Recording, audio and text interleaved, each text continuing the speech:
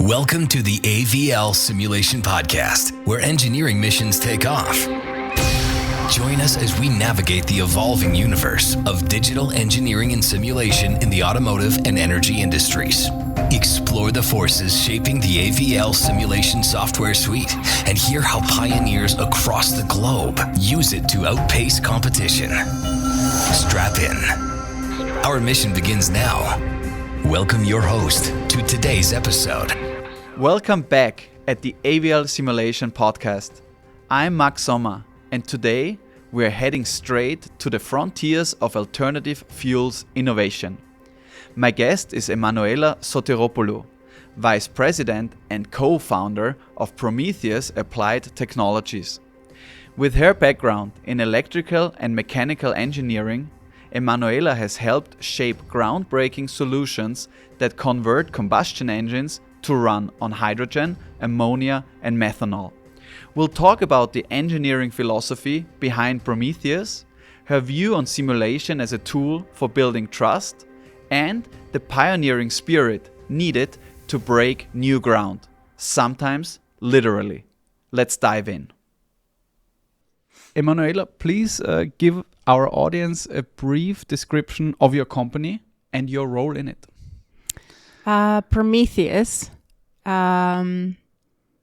We started Prometheus, Luigi and I, who's my business partner, in 2010.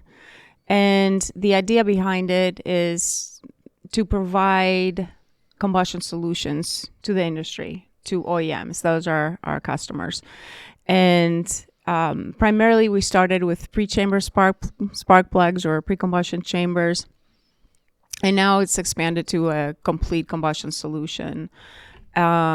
We have about 10 engineers right now. So we're a small company, but we are both in Germany and in Munich specifically and in Fort Collins, Colorado. And I am the vice president of Prometheus.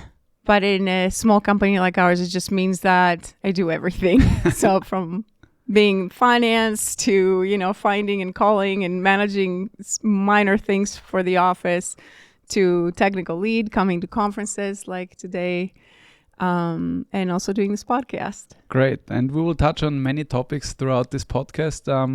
Now to give an even better understanding, maybe you can give us an example of a real world use case for your customers. How do you help them and how would such a project look like? So we have, let's just take an example of a most recent development. There's quite a bit of push of using hydrogen as an alternative fuel. And we have this new project that we're just starting last week, actually, where we take a diesel engine. This is heavy duty off-highway type of engine. That's diesel, and now converting it to running on pure hydrogen. So we have to consider the mixing of the hydrogen in cylinder, the injection strategy, direct inject or PFI. This is direct injection. So designing the nozzle for the injector, designing the injection strategy, the flow dynamic that needs to take place in cylinder, because when you have diesel, you don't care about the flow, but you care when you're doing premixed combustion with the hydrogen. And we're designing the pre-chamber spark plug. And so it's like a holistic solution. It's the newest thing we have been promoting and explaining, how you have a holistic solution where you use flame jet ignition with the use of pre-chamber plugs to the use of the proper nozzle design to get the appropriate mixing we need, and the ignition system. So all these three things go together, which is this same cycle spark control. It's new technology to control the energy of the spark within the same cycle to be able to mitigate hot spots. I could talk about that for a long time, but I will pause now. But this is in essence, so we're designing the solution to be able to go from diesel running engine to a hydrogen engine. So it's the whole combustion system for that.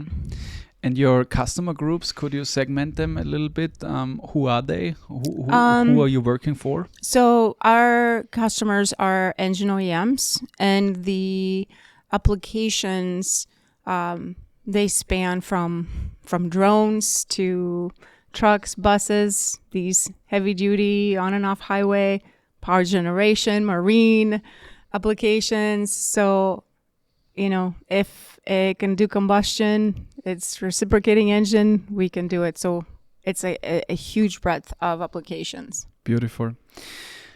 Let's get to the name of your company. What was the inspiration for that? Okay, I have to say it was not it was like not original. It's very generic because, everybody, when it comes to dealing with combustion, they think Prometheus because he was a titan that stole the fire from the Olympian gods like Zeus and gave it to the humans, which meant technology and advancement. So when we were talking with Luigi about starting this company, I said, listen, it needs to be named Prometheus. There will be no other name for this company. So here we are today. And it was difficult. He was having a difficult time pronouncing it. He wanted to use the Italian version of it. And I said, forget it. It's not going to happen. We are using the original. Yeah. Very well. So within your company, what do people come to you for? What makes you the center of your constellation? I like this. I'm going to use this when they come and visit me to ask questions. But they, usually, besides just managing the latest and greatest fire, no pun intended, they come to ask me for putting together, usually when we do customer presentations or reports, to just make sure that the messaging is clear. And the story because in the end you have a lot of data and you have to whittle it down and give the message to the customer of what they're looking for. So in the end, the customer is satisfied, the message is clear, there's a clear path forward, and they are confident in our ability to deliver. So as you had a very precise idea of what to name your company, what nickname would you give your job if you had to? Okay, so I I don't have one, but I can tell you what the guys at the office call me, which I never really picked up on it, but now I know. They call me M because Emmanuella, but they call me M from James Bond. Very so cool. Yes, I guess that's what I do. I'm like, how is this possible? But that is what the going word is. Well, that's a compliment, I would say. So I took it like that. That's pretty cool. Let's stick with your history and the past. What got you into engineering in the first place? So when I was little, back in the days of corded phones, so not even cordless phones, and VCRs. Well, a corded phone, please. Corded phone. Say again what this actually is so to our audience like that might not know. Cell phone, but like a lot bigger with a cord that's very, very long because it has to go to all the different rooms of the house. That's plugged into the wall. Thank you for clarification for a younger audience. Yes. So that is how we used to talk to our friends is take the phone and go to your room, close the door. And then my brother would trip on the wire and then I would have to fix it because I needed to talk to my friends. So I had to do a lot of phone repair and VCR repair. And I thought I was very interested in how things worked. So that's what got me intrigued into the sciences aspect and into engineering specifically. I really liked fixing things or finding out how things work and then putting them back together. Okay, so you just disassembled and then put it back together? Yes. That was your hobby? I wouldn't call it a hobby, but when nobody was around, that's what I would do because then I couldn't get in trouble. I see. And everything worked when you put it back together? Yes, yeah, they did because if it didn't, I would get in a lot of trouble. So I always made sure it would work. Very good. And then simulation. When did that enter your life the first time? Okay, back to the era of the corded phone. Mm-hmm. Then we go to the era of when Windows appeared on the computers. So that's when I went to university. In fact, I think when I started university, there were no Windows. But some way halfway through there, Windows became a thing. And there was simulation packages that we were using.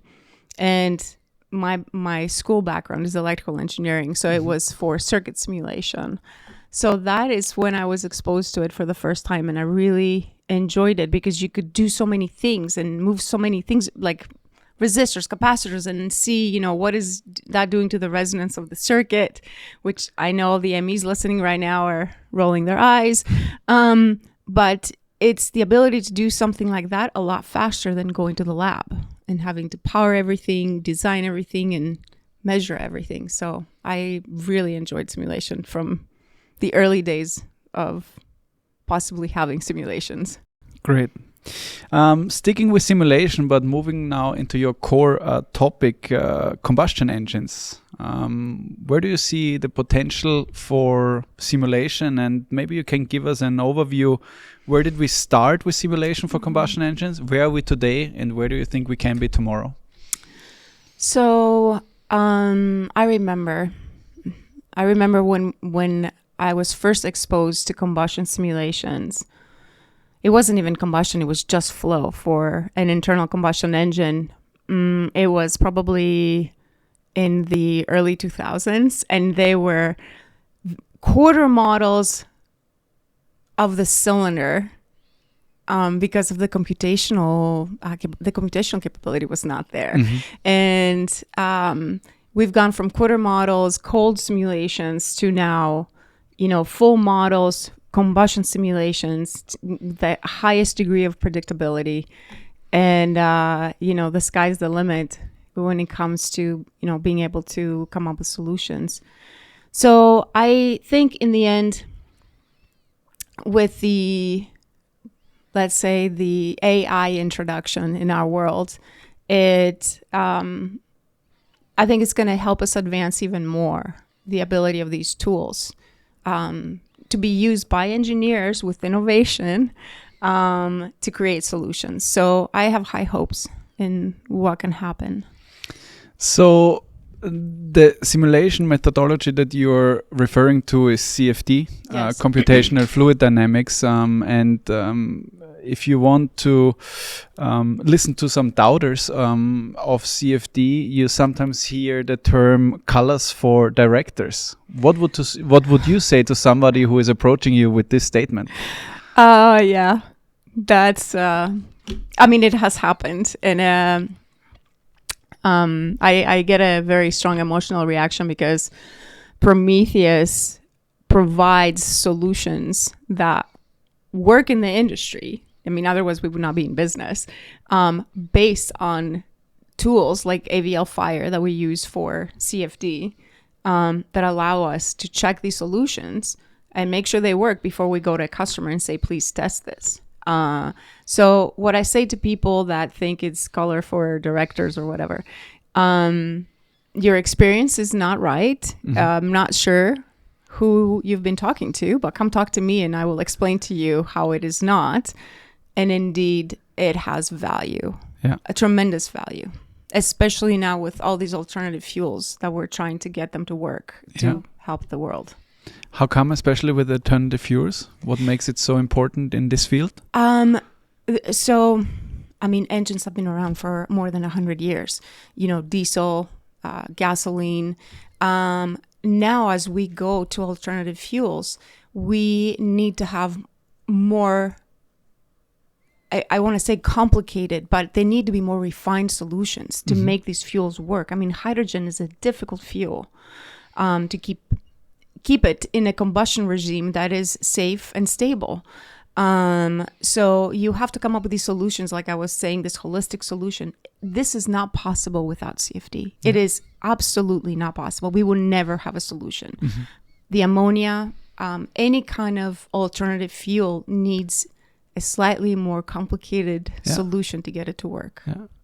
And we need to ramp up the time in which we want to bring it to market. We want to actually use it, and simulation and virtualization is the key to it. So absolutely, that's a very strong statement. Have you had a customer say that they don't trust in simulation, or did you get pushback when you maybe laid out your project plan or your customer plan for a certain customer? Have you received pushback towards simulation? So, most of our customers know this is how we do our work. So of course it's expected, but within each OEM, there are what we call the doubting Thomases. And, you get people that don't believe or have a lot of questions. And we do spend quite a bit of time and effort in whatever project to bring this person that has doubts along with us. So in the end, you have, expectations and solutions generated by, the use of CFD. But the proof is at the end when you actually take this hardware and you test and you show the doubting Thomas that, look, expectation is now met with real engine data, because that's in the end what matters. But we're able to do this in a shorter time because of the simulation capability, and arrive to good solutions without having to do trial and error, which then will never, if you don't understand what's happening, you will never get the final solution. You mentioned that you had 10 engineers in your company. What were you looking for when assembling this team, or what are you looking for when adding somebody to your team from a personality and a character point of view? Okay, so we are a small team, and what we do is very niche. So the team has to fit together because we have to spend quite a bit of time and effort in training every engineer, even if they have a lot of experience. They don't have, let's say, the Prometheus experience. So they need to be, willing to learn and tolerant or accepting of others. We all have our strengths as an individual, and where someone is lacking in something, we have another person that fulfills that aspect. So it's trying to teach them to work as a team and work on their strengths. Like, you will go, for example, to Matthew if you want something very special coded or an algorithm made or something, and you would go to Supreet for some kind of high-level approach on a project, but not necessarily vice versa. So those people need to learn what their strengths are, what their weaknesses are. So it takes a lot of, self-understanding, and then use your team to help you be more than the sum of the parts. So that is key in selecting people for our team. And I think it should be for any team. Now, how can we imagine your daily routines? You have 10 engineers. I assume you have more than one project at the same time. Yes. Hopefully. Oh, yeah. Or maybe. How can we imagine that? How do these engineers work together? How do you organize your teams? What are these routines? So, there's always room for improvement on, various aspects of our work. But we have team meetings 2 to 3 times a week where we discuss all the projects. And the expectation is that every single engineer is aware of what projects are going on, and they kind of have a high-level understanding of what the project is about. And we typically have everyone work on every project in some kind of the aspect of the project, either as a support role, as a lead role, it depends. And, that way there's a growth that happens from, shared experiences, because everything we do is cutting edge. So there's no cookie cutter projects really to say, oh, we've done this, just follow this project and go do it on your own. It's very much a collaborative environment with a lot of ideas and outside the box ideas that are needed to get solutions to work with the alternative fuels. So we've mentioned it before that we live in a very fast-paced world, and there are new approaches, new solutions coming up, but also new challenges as they emerge. How do you deal with this ever-changing market and maybe also ever-changing customer demands?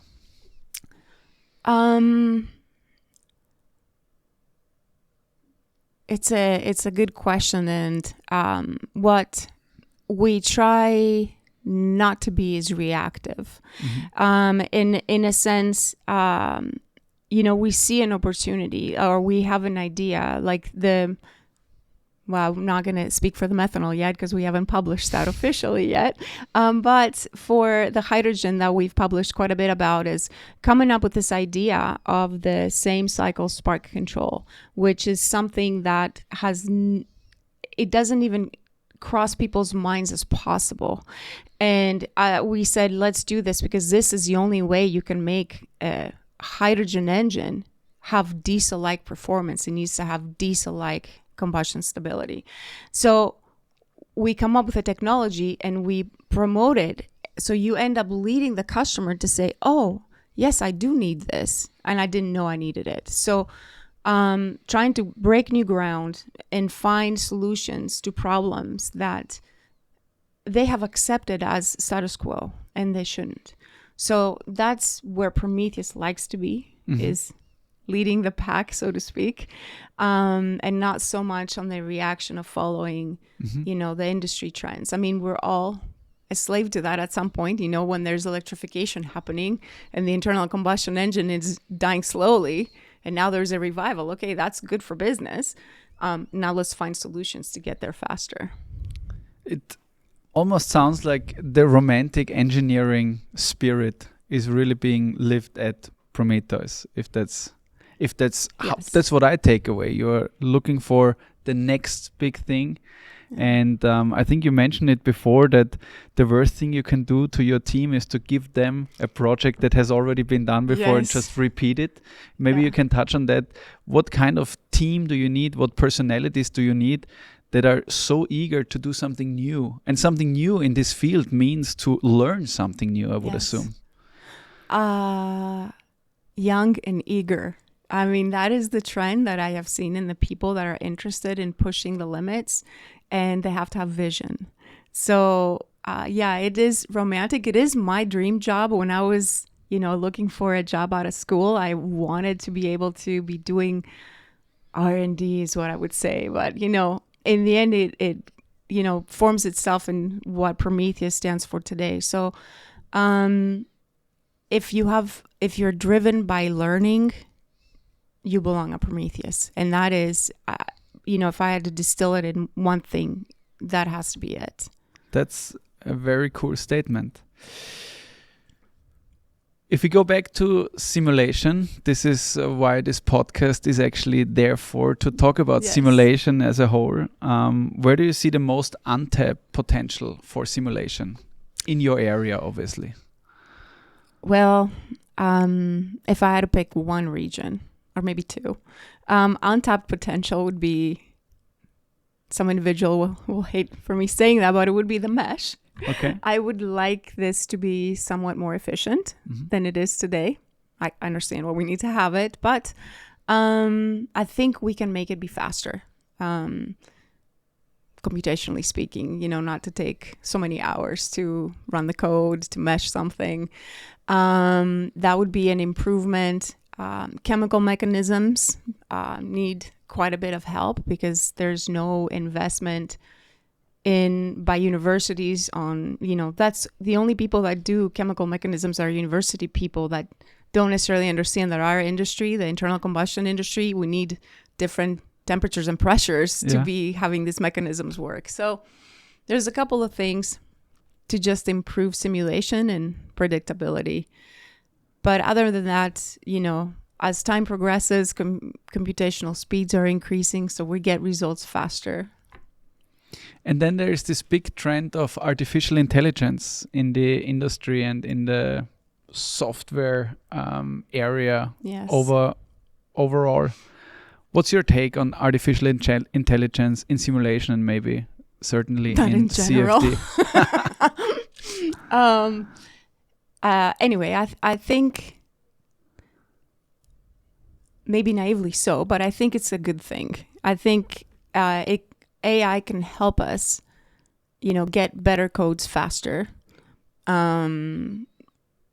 with greater predictability. I mean, in the end, that's what we need simulations to do, is to help us in understanding and seeing things, and then coming up with solutions that we can test, so to speak, on the, with simulation before we make hardware.